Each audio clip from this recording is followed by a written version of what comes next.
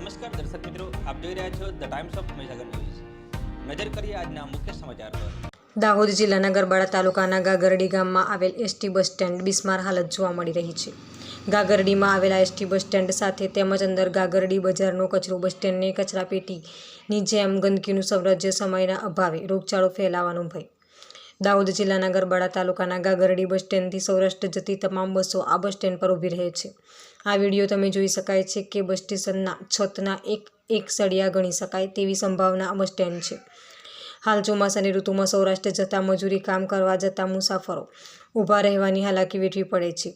બસ સ્ટેન્ડના અંદરે પાણી પડી રહ્યું છે। આ અગાઉ પણ આ બસ સ્ટેન્ડનું સમાચાર પણ આપવામાં આવ્યું હતું, પણ ચાલી રહેલા તંત્રને આડાકાન કરી રહ્યા હતા।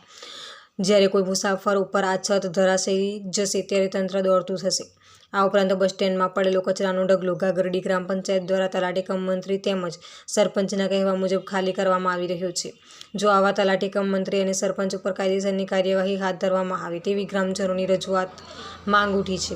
આ કચરાને જલ્દી હટાવી દેવાની માંગ ઉઠી રહી છે। જો ગરબાડા તાલુકાના તાલુકા વિકાસ અધિકારી આ જગ્યા ઉપર નિરીક્ષણ કરવામાં આવે તેવી ગ્રામજનોની માંગ। આ વિસ્તારના પડેપણના સમાચાર જોવા માટે અમારી channel the times of Mahisagar ન્યૂઝને લાઇક, શેર અને સબસ્ક્રાઇબ કરો।